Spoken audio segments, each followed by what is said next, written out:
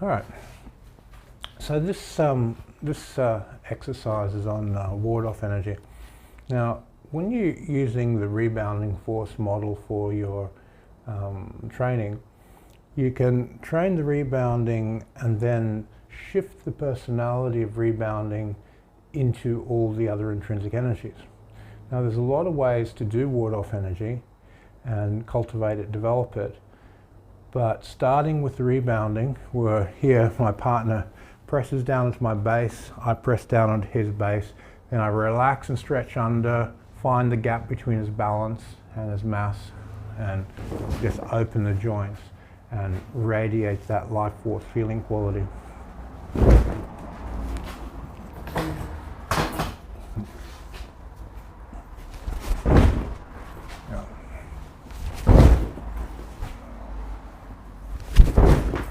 So you can start with the rebounding, dropping, expanding the joints, finding the right place to put your energy. Once I've got that gap in there, then the energy output on my part reduces for the effect. So we're training this ability to touch base, find the balance, find the center of gravity of tension, and separate the two. Now I've got them separated. Now I can use less effort to get more result, and this is how you train ward-off energy. Now there's the ground path model, where once you've found that place where you're looking for, you expand your mind and intent out and down simultaneously to pick the energy up.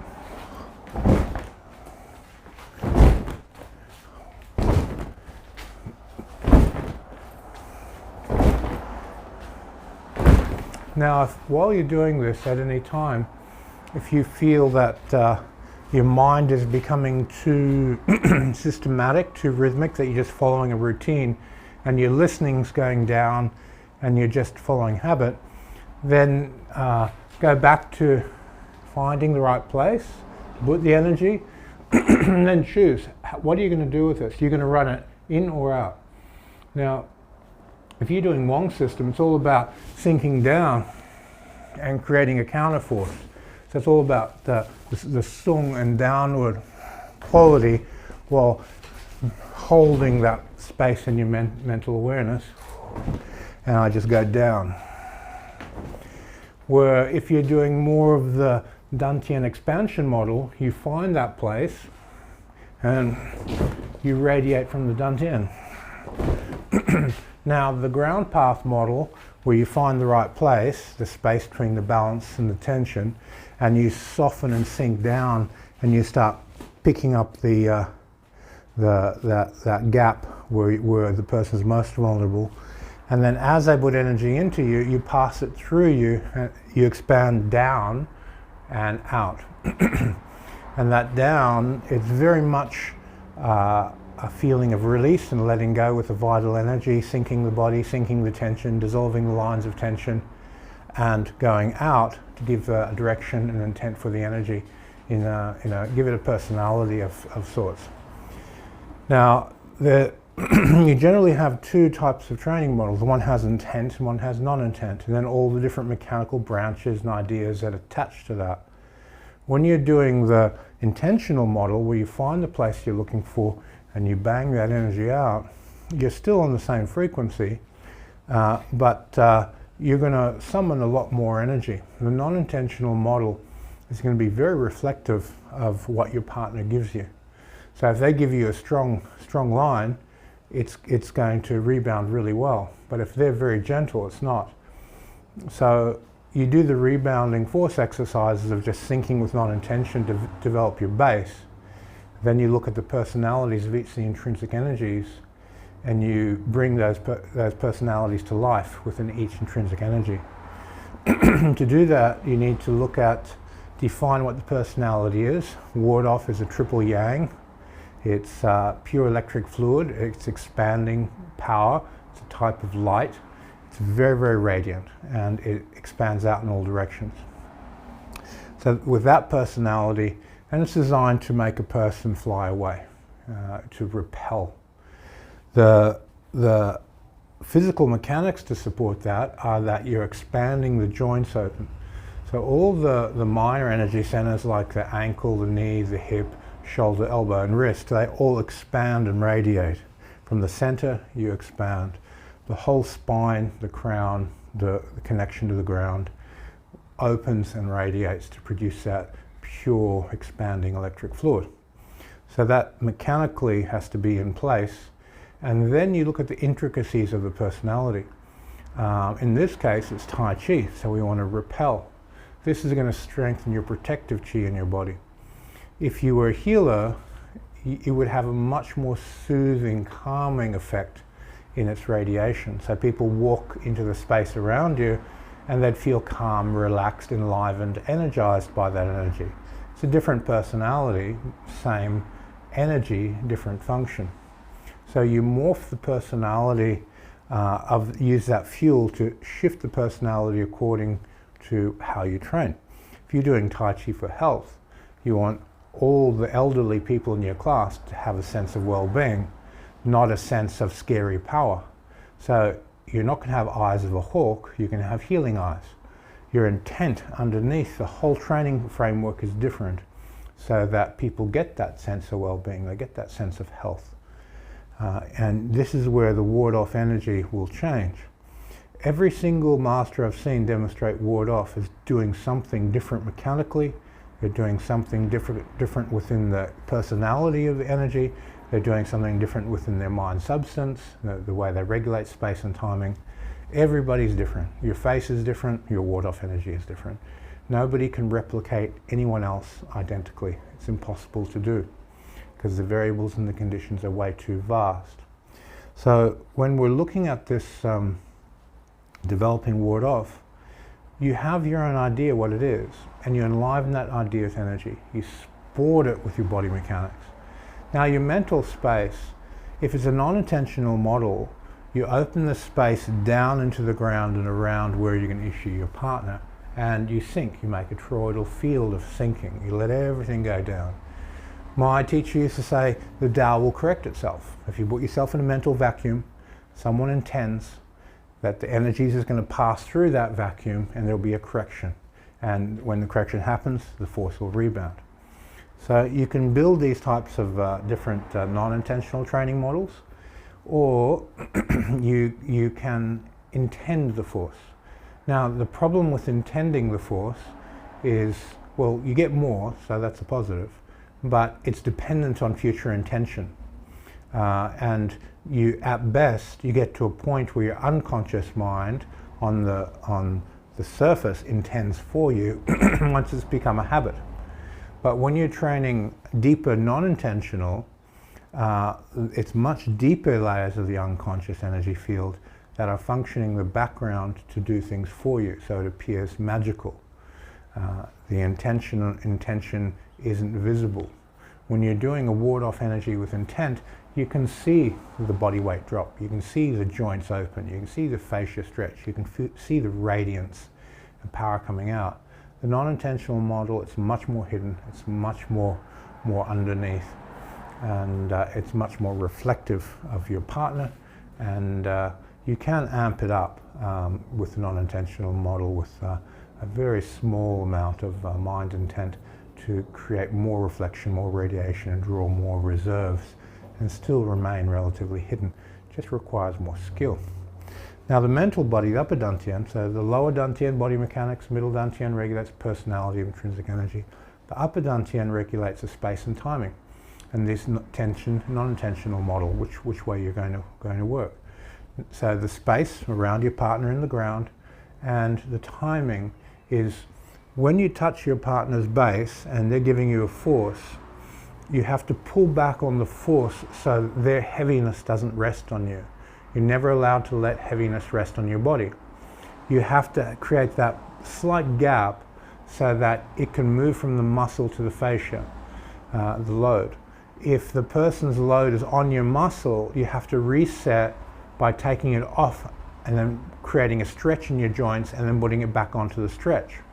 If you stretch from muscle to fascia, you'll leave a lot of muscle active and locked up. So you need to pull back and reconnect through the correct feeling.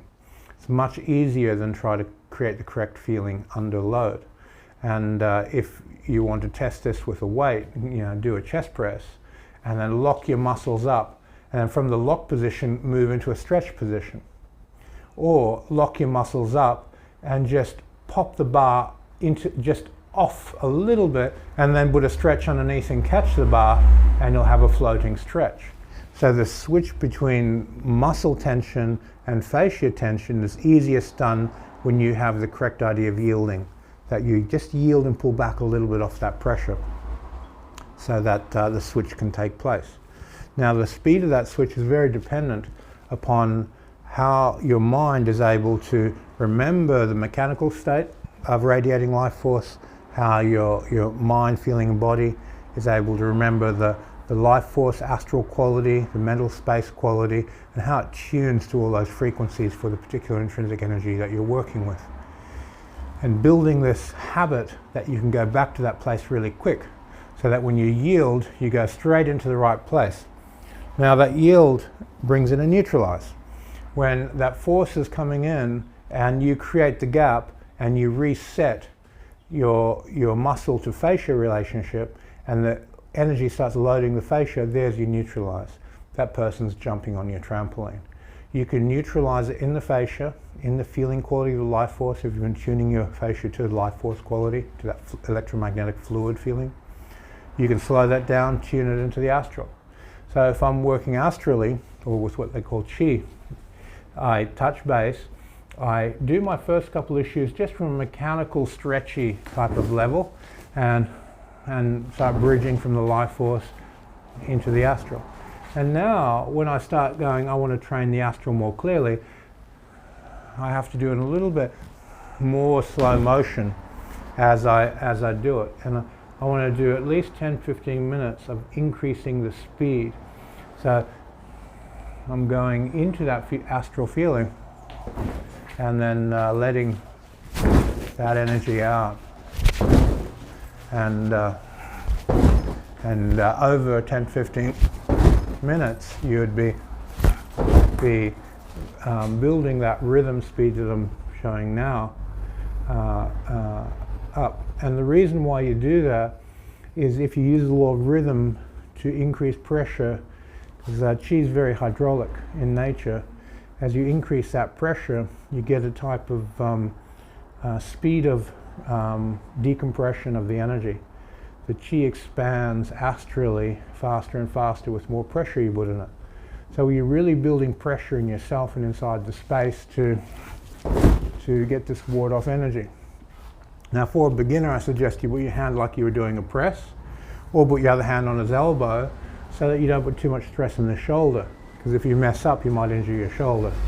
So this can be put in here in the press and send the energy out. And press is much more magnetic in nature than ward-off is much more electric. So you can do press with ward-off energy, or you can do ward-off with press energy. It can be mixed, but one's electric and one's magnetic. Okay, so I hope this helps with developing ward-off and some ideas about it, and getting an intellectual framework and a practical way of working it. If you followed my other videos, I always start with building the ball, get the feeling of life force, whole body pore breathing, your basic standing practice of radiating the life force. And once you've got this radiating energy, and do some shunting. So feel the life force, step, shunt, get the radiance to pulse. Then do the listening exercises, touching your partner's base to find the gap between balance and mass. Find that window where the Chi affects him optimally. And then shunt into the gap. He feeds you, stretch through the gap. And then sink the energy, stretch through the gap. And build up your framework. Do a lot of journaling on this. You need to really think, what are my body mechanics? What are my feeling mechanics? What are my mind mechanics? What is the role of the three dantians? Any Qigong exercise you do, each dantian has a role. Otherwise, mind can't lead Qi and Qi can't lead body, and it's not Qigong, it's not Tai Chi, it's nonsense. So make sure you clearly define what the three bodies are doing, how they're functioning, and get a clear idea of what outcomes you're seeking within that Qigong. If you do a Qigong exercise without any concept of any outcome, you're not going to get an outcome. You must clearly define the body mechanics, the feeling mechanics, the mind mechanics. What is the karma, the causation chain that you're taking your mind and energy and body through to produce the outcome, and what's the timeline of the outcome. So each session you want to see different pieces of that puzzle coming together and your skill developing. And if you do a one standing session correctly, you feel, wow, I did that correctly. The energy is strong, I'm getting more powerful. You're never waiting for anything to happen. You do something right, something happens. And you see this incremental shift towards your goal. But you have to see it every time you do something right. If you don't feel something happening, you're doing it wrong. Then reevaluate. What's the mental space timing? What's the astral personality? What's the physical mechanics? And this mental mechanics, astral mechanics, and physical mechanics is exactly that. This is nothing mystical, this is mechanical. Train your mind to train the feeling, to train the body, and make it happen. Now, last point on this, there's an idea in Tai Chi that mind leads Qi, and Qi leads body. This is should be really expressed. Mind, Qi, and body are synchronized. Because when the mind is focused on the body mechanics produce the type of Qi that fuels the personality, and the Jin transforms to Qi. The mechanics produce vital energy that fuel the personality and make an energy. So it's not top down, so where mind's leading Qi and Qi is leading body. It's mind, Qi, and body are fused. And there's an alchemical interaction going from the top down and the bottom up, and it's mixing and blending with the mind ruling the domain of the whole situation of what you're doing. So get this idea that the mind, the feeling of the energy, it's being fueled by life force on the bottom. So they have to be properly fused and clearly understood. If you don't journal how you're doing this, high probability of failure. Make sure you journal, write down so you clearly define to your subconscious mind what you want, how you're going to do it, and how you want your subconscious mind to function. If you don't write it down, your subconscious mind won't create a file that's important enough for it to act upon what you're doing, or it'll take many thousands and thousands of repetitions and a lot of frustration. Your journal is a door to your subconscious mind to form a contract. This is what I want to do. Let's do this together. And when you get this other 99% of your mind coming on board with your 1% of your subconscious, things start to happen. So your subconscious mind is functioning on much deeper and greater level than we recognize. You have some psychologists who say, your 5% is consciousness and 95% is unconscious. That percentage is far, far greater on the unconscious. It's regulating every cell in your body. It's regulating your microbiome. It's regulating your heartbeat, your physiology.